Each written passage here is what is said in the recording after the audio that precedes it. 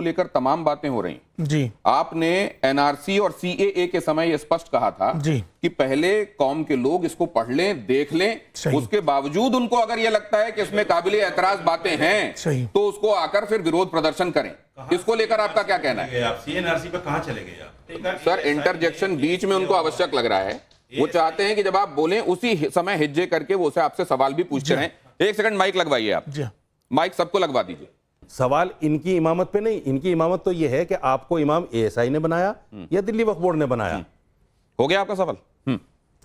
जी, ना तो मुझे एएसआई ने बनाया और ना ही वक्फ बोर्ड ने। अभी मैंने जिस तरह से कहा कि ये हमारा ये मस्जिद 450 साल पुरानी मस्जिद है और 1911 में इसकी रिक्वायरमेंट हुई इस पूरे जगहों की। उसके बाद से 1959 से दोबारा से ये आबाद हुई है। 1959 से मेरे पिताजी वालिद उसी मस्जिद में, उसके बाद से मैं वहीं पर हम मौजूद हैं और वहीं पर ही हमारा ऑल इंडिया इमाम ऑर्गेनाइजेशन का सेंट्रल ऑफिस है। चूँकि अभी ना तो वो वक्फ बोर्ड में है, ना ही वो लैंड एंड डेवलपमेंट पे है, ना ही डीडीए के पास है, चूँकि अभी स्टेटस को है। वो किसके पास है? अभी हमारे पास है और हम ही उसके मुतवल्ली हैं। अच्छा सुनिए, एक चीज और बता दूं, मुतवल्ली हैं। मैं जरा वक्फ बोर्ड को लेकर मामले को और आगे ले जाता हूं। रशीद साहब, एक सेकंड, आपने पर्याप्त बोला, उनसे जवाब मिला, जितना जवाब मिला वो आपने कई बार सुन लिया। नहीं मिला आपके सवाल का जवाब तो आगे बढ़ना पड़ेगा। वक्फ बोर्ड को लेकर जवाब दिया ही नहीं। एआईएमआईएम क्या कहता है, ओवैसी साहब ने क्या कहा है, जरा वो सुन लीजिए और चर्चा को आगे बढ़ाते हैं। नहीं मिलेगा तो फिर मेरा बैठना बेकार है, मैं उठ जाता हूं। आप एक मस्जिद को खोए हैं, कई मस्जिदें हमारे हाथों से निकल जाएंगी, तो इस कानून को रोकना है। आप हाँ ठीक है सर, मर्जी please go ahead sir, please go ahead. आइए चलाइए जरा। एक मस्जिद को खोए हैं, कई मस्जिदें हमारे हाथों से निकल जाएंगी, तो इस कानून को रोकना है। और ये बड़ा ही तारीखी नाजुक मोड़ पर आप और हम खड़े हुए हैं। अरे बीजेपी आरएसएस शिंदे वालों, ये जायदाद गवर्नमेंट की नहीं है, हमारे पुरखों की है। बाज ऐसे रंग बिरंगी कपड़े पहनकर मोदी के पैर छूने वालों, तुम्हारे बाप दादा की खबरों को जब छीन लिया जाएगा तुमको अंदाजा होगा।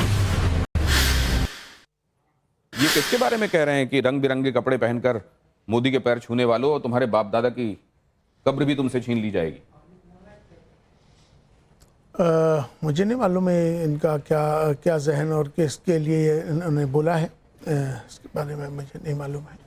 लेकिन ये जो कह रहे हैं उसमें सब्सटेंस है।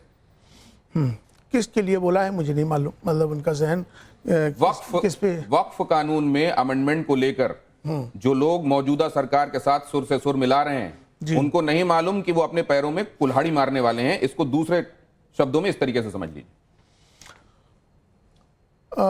हो सकता है कि चूंकि वक्फ कानून में अमेंडमेंट को लेकर आपका नजरिया क्या है? देखिए, मेरा वक्फ अमेंडमेंट के नजरिए के हवाले से मेरा कहना है कि अमेंडमेंट तो पहले भी होता आया है। ये एक प्रक्रिया है। अमेंडमेंट में बदलाव समय अनुसार होता आया है। पहले भी अमेंडमेंट हुए हैं, अब फिर अमेंडमेंट हो रहा है। लेकिन फ़र्क इतना है कि जो पहले अमेंडमेंट हुआ था उस पर राजनीति नहीं हुई, अब वक्फ अमेंडमेंट में उस पर बदलाव हो रहा है तो उस पर एक राजनीति हो रही है। लेकिन अभी तक तो किसी को ये मालूम नहीं कि भैया अभी ड्राफ्ट तैयार हो रहा है, सारी चीज़ें तैयार हो रही हैं। चूँकि जेपीसी में आज भी बैठक है, कल भी बैठक हो रही है और इस पर जो स्टेक होल्डर्स हैं और उसमें तमाम जितनी भी मुस्लिम ऑर्गेनाइजेशंस हैं और तमाम सबको बुला के इस पर अभी ड्राफ्ट तैयार हो रहा है।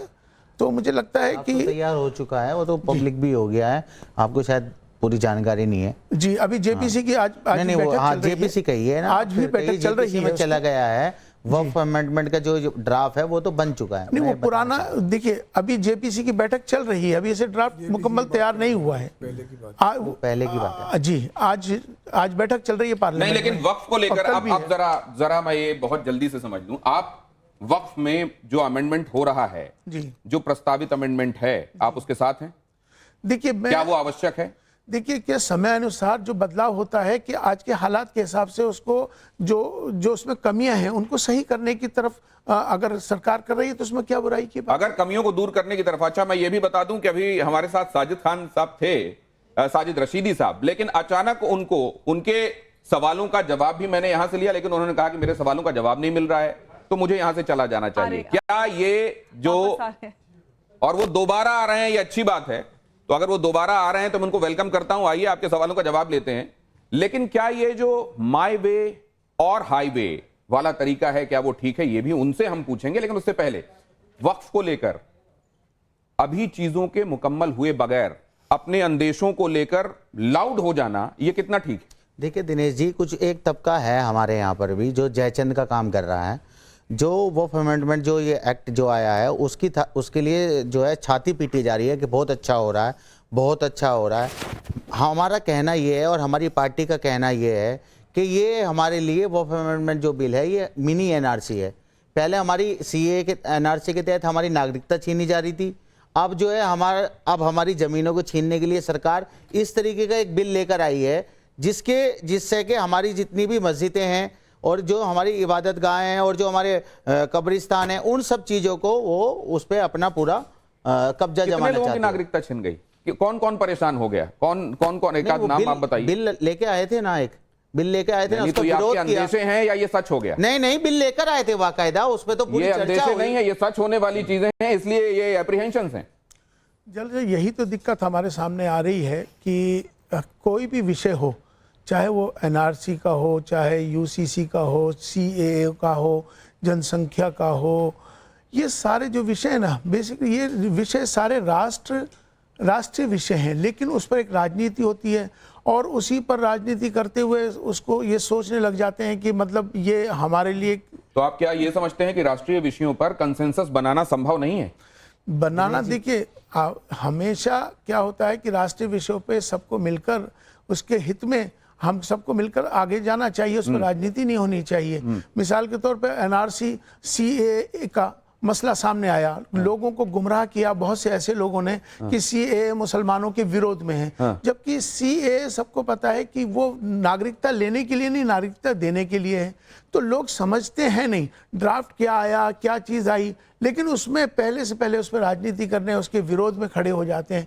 सीएए आज तक या एनआरसी में किसी को कोई नुकसान हुआ है या किसी की नागरिकता ली गई है? मैं बता देता हूँ। ये अब हाजिक साहब के पास जाने दीजिए। जी देखिए, बात यह है कि सीए हो या एनआरसी हो या वक्फ बोर्ड का मसला हो, हमारे मुल्क की सरकार जो है हिंदुस्तान में इंसानियत पर काम करना चाहिए। वक्फ बोर्ड का जो मामला है, वक्फ बोर्ड में जो कहते हैं कि इसमें 2 औरतें बनाए रखी जाएंगी, ये पहले से संविधान में था हमारे देश के वक्फ बोर्ड में। अब उसमें एक प्रावधान था कि जो उसमें हेरा फेरी करेगा, बेईमानी करेगा, उसको उम्र कैद होगी, वो ख़त्म कर दी जाती है। यानी वक्फ बोर्ड की आप उसको लाने के लिए लोगों को फ़ायदा पहुंचाना, हिंदुस्तान के मुसलमानों को फ़ायदा पहुंचाने के लिए कर रहे हैं, लेकिन उसमें आप वो चीज़ें ला रहे हो जिससे 60,000 करोड़ की प्रॉपर्टी दिल्ली में सरकार कब्जा करे हुए, 30,000 करोड़ की प्रॉपर्टी आंध्रा में और उसमें कर्नाटक में कब्जा है लोगों का। तो इस तरह जब तक सरकार ये नहीं करेगी कि मुसलमानों की, और वक्फ बोर्ड के जो चेयरमैन बने हुए थे वो भारतीय जनता पार्टी की सरकार 20 साल से मध्य प्रदेश में थी, 6 साल से। सर आपको ये भी मालूम होगा कि इसमें कब्जा करने वाले बहुत सारे लोग खुद इस्लाम के मानने वाले हैं। आपको यह भी मालूम होगा कि कई जगहों पर वक्फ की संपत्ति उसको भी बता दिया गया जहां पूरा का पूरा गांव, एक भी व्यक्ति वहां इस्लाम का मानने वाला नहीं। देखिए, क्या